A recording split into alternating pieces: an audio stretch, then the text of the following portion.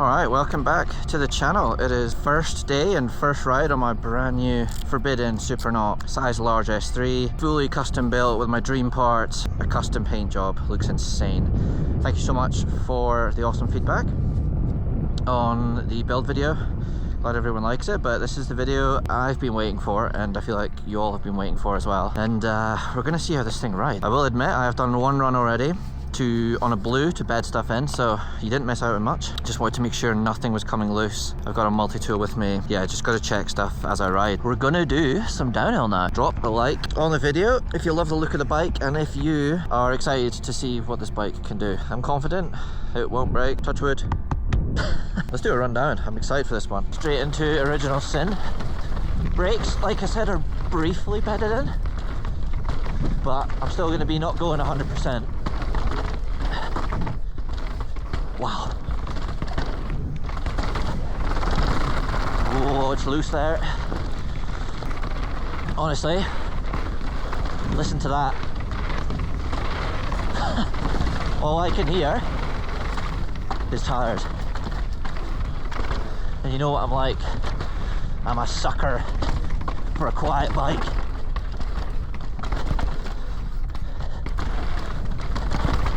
Go steady here.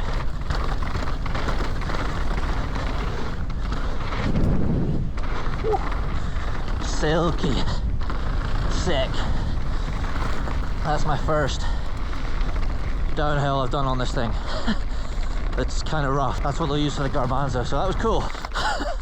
Wow. Oh, I don't want to speak too early, but first impressions there. Wow. I've got the bike set up, base set up, 500-pound spring. I weigh about 84 kilograms. I'm trying something new with the fork. Usually, super stiff setup. If anyone knows me or has sat on my bikes before, they think, is this rigid? No. I just like a stiff setup, but I'm running 193 PSI in the fork, no tokens. Pretty sure I read that these boxers come with 0 tokens. In the fork, and then we're running low speed compression in the middle. There's only 4 clicks, I think. We've opened up the high speed compression like 3 or 4 clicks, and then rebounds like sort of in the middle. So I'm just trying a setup that's a bit softer up front, so we'll see how that goes today. Let's go into some gnar. Got to watch out for the death cookies there. I think I've got too much air in my tyre. In the rear, going around that rock there. Okay. Ooh. There's a really rough section of trail coming up. I'm gonna put my rubber ring down here and see how much travel I use. I'm gonna take a smidge of air out my tyre too, but not too much. Feels pretty good right now, but. And these Galfer pads paired with these rotors, the pads are already like, I say that I broke them in, like bedded them in, but they already kind of come done already, which is cool. So let's see where this rubber ring is at after this section. Just curious. Not full attack mode, but there is rough stuff down here, steps.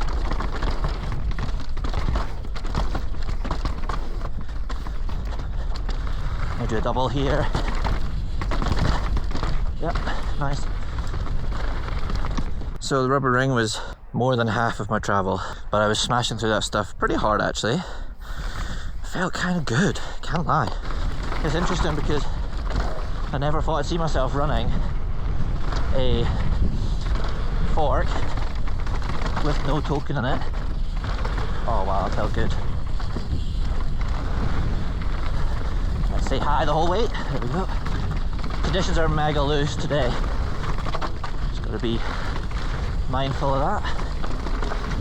The one thing I would say so far about the fork that I'm feeling is that although it feels great and supple on the bumps, when I am down like into here, the token, I feel like there's no tokens, like I feel there's no support, so it blows through quite quick. I kind of like it so far, like how that feels.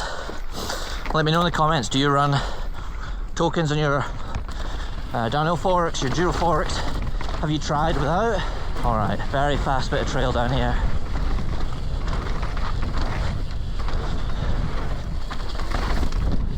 Couple pedal strokes. Pre-hop in, let go of the brakes. Okay. I teased I teased the speed a little bit there.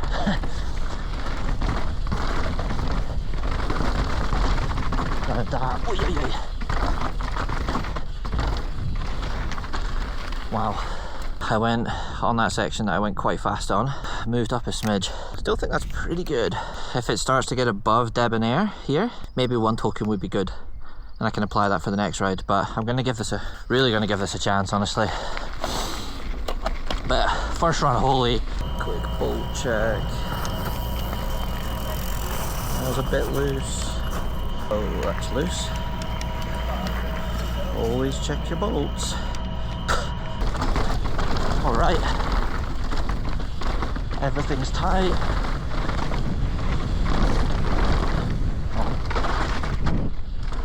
Well, that was sketchy. Just a smidge of a note. That happened to my buddy Matt. There's people in the way. They were okay. I could squeeze through, but also if they moved left to right, it wouldn't have been good. All right. Off the box. Jump that. So we're into jumps. Let's see how this thing gets air time. Okay. Wow, that's fast. I don't know, my god. I landed so deep off that. I don't know why the bike is rolling so fast, but sick. I'm always cautious about that bit there. Feeling a bit of a weird sensation, like a kicky feeling. Why am I getting a kicky sensation? Does feel quite fast. Let's slow down. One click. Let's have a go with a lower freight train. See if that rebound slowing it down a click helped. God, I either need to let my tyres down or something, because this bike is just crazy at how fast it's rolling.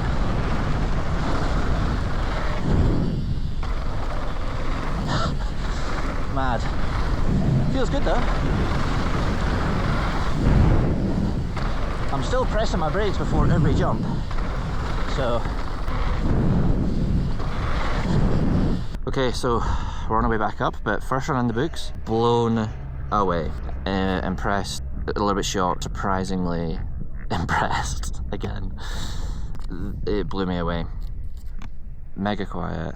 It's also very stable. It's been a while since I've rode a high pivot bike. Not always had the best luck with high pivots, just with the chain dropping and stuff. With the extra idler becoming more maintenance and something you have to keep an eye out for, but stuff's changed since I've been on a high pivot bike. Things have got better. I think technology's got better. So I'm impressed. This Supernought, ridiculous. I'm already starting to find though that in a straight line it's insane, right?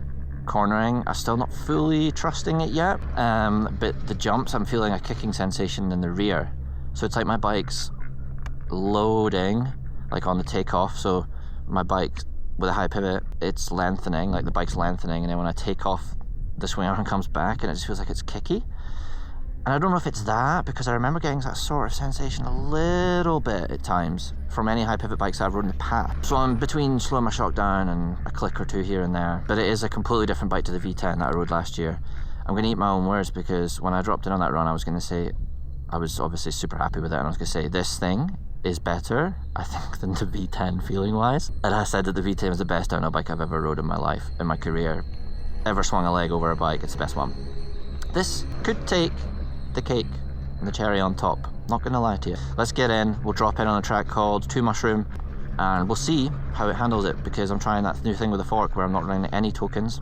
193 psi, mid on the compression settings, and I don't want to firm up the compression, because I think the diving thing at the end of the stroke is gonna just, the thing that will solve that will just be a token, potentially. If the rubber ring goes above the Debonair logo on the stanchion, we'll put a token in next time we ride, and we'll try that out. But yeah, it feels so good to be back on a downhill bike. Like, what the? If you don't have a downhill bike, get one. And let me know in the comments if you have any the same sensations or feelings with high pivot bike and with it kicking, or like, what sensations do you get from riding one? Do you like it, do you not? Let me know. Okay, into 2 mushroom, the big low mark. I don't know where I'm going, but I'm just gonna pick a route.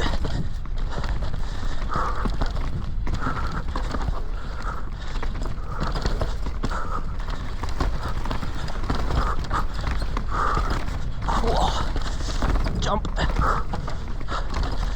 Hi. This is gnarly rough. Across the slab if I can.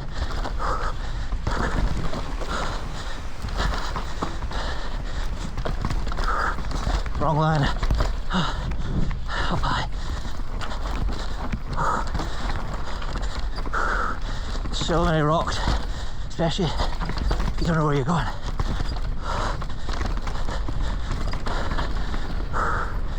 So I thought the rubber ring was going to be high on that one.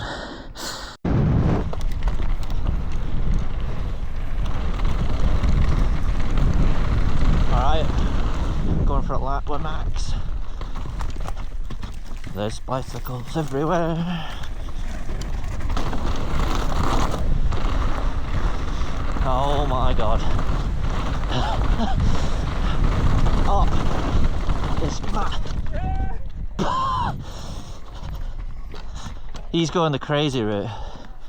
I'm not going the crazy route though. Oh. Oh boy. Is that crack? I don't know. Oh my god, you're kidding. Fully snapped wheel. Main line, that's why I put this line in over here, because that main line eats wheels. I've probably broken like 6 wheels in like 7 seasons on specifically that. And that's why I don't ride it anymore. Yeah, I'll ride it like a couple times a year. I don't know why I didn't do that. I've done it before, but it still holds air. I know, yeah. At least it's still holding. How is it for true if you just spin it? Pretty good. Just take it super easy. Can I bounce on this? Yeah. Is it large, you said? Yeah, S3 or whatever. Brakes. What's that? You got brakes swapped? Yeah, back brake is on the left. North American. Yeah. Oh, can't. Would it be a large? Yeah. Yeah, it feels about the same as the V10. Yeah. So I knew that as I was coming down the slab, I knew that was probably going to happen. I've seen many rocks, many wheels get smashed, snap, punctures on that rock. There's super sharp stuff, and it's not the wheel's fault as much as it's broken. It's not like it's happened to a lot of different wheel brands, like a lot, and yeah, I've contacted NOBL to see if they can do anything. I'm not sure, but I'll get back to you when I know. So that was an unexpected end to my day and my ride. Luckily, I got in some good runs and some good laps and got a pretty good feel of the bike. As you can tell, I'm unbelievably stoked with it for my first ever ride on it, but that is not going to be it for the riding on it. We have to still get the bike set up, and honestly I might drop another token, only one token in the fork. It was interesting riding with no tokens and quite a high pressure in the fork. The shock felt amazing. 500 pound spring felt on the money, so very happy with that. Brakes top notch. I love the Mavens, and Matt did a good job of bleeding them. And then paired with the rotors, the Galfer rotors and the Galfer pads, chef's kiss. Amazing. But like I said, my day ended short. That rock roll, as you can tell by my reaction at the end there, I knew when I rolled and I'd done it, I went, oh, because I knew I'd done something. And like, you also heard Max say that he's done a lot of rims on that, or broke a lot of wheels. He'd seen people break a lot of wheels on there, so it's just one of those features. That's just how it is. Any wheel would break if you hit it in the right spot and with the force going through it. So I'm not bummed. I reached out to NOBL and they sent me the warranty form, and I'll stick up on the screen here like what you get when you buy a NOBL wheel or something from NOBL, or a wheel set, and the warranty and stuff. It's lifetime warranty, which is awesome. They really look after their riders, customers, athletes, whatever. Yeah, I filled out the form, and I'm gonna wait back to hear in the morning. It's Sunday right now, so hopefully Monday I hear something back in the process, but my guesses are that they'll get me to send my wheel out to them, to the island possibly, or maybe to the one in Bellingham. But I'll get it sorted, and this is to shed a positive light on the company and on NOBL, and show that you should buy their wheels because they'll look after you. And also you get to customize them on the website, which is super sick. And I know many riders that are super good, that do crazy stuff and really put the wheels to their test, and they haven't had any problems. Mine was just a freak accident, but it's just like, what are the chances? My first day on the bike and that breaks, but hey ho, these things happen. It's bike components, it's mountain biking, stuff breaks, it's tough on the components, that's just how it goes. But I'll tune back in the morning and let you all know the outcome and what's going to happen next. Right, so it is the following morning, it is the day of this upload. I heard back from NOBL, so two options. They send a new rim for me or my local bike shop to rebuild. Costs for this option will include shipping, so just to pay for the shipping and any small parts needed, like if I want nipples to match up with the same ones they built the wheel with. That's the fastest way. Or number two, I ship my hub and my spokes back to them. They execute the rebuild, and that's shipping like both ways, building labor. So I am going to go with option one, which means they send me the rim to me, and then I try and find someone that can build the wheel properly for me, because I have no idea what I'm doing. So if there happens to be anybody in Whistler area that can build wheels, get in the comments, let me know. I'll hook you up with some beers or whatever it is, labor to have the wheel built properly. But there you go. Like, honestly, this is my first warranty ever, so yeah, we'll see how it goes. But that's positive, super positive, really efficient, super fast. I filled out the warranty form last night, and it's the following morning I've heard back and they've started processing the warranty. So shout out to the crew at NOBL. Just wanted to I just wanted to share the process and like show that there's a positive and I'm being looked after, which is good. So I feel good about it. I hope you enjoyed this video. The bike absolutely rips. I've still got to spend way more time on it, obviously, but I'd say for a first ride and a first impressions, this is a good start, regardless of what broke. So yeah, I hope you enjoyed this one. Get in the comments below, let me know your thoughts on everything that I've said about the bike and the feelings that I've had, and drop a like on the video, subscribe to the channel, and we will see you in the next video, which will be the second ride on this bike, and hopefully nothing will break, so I'll get a full day of riding in. And then yeah, I'll see you then. Peace out, thanks for watching.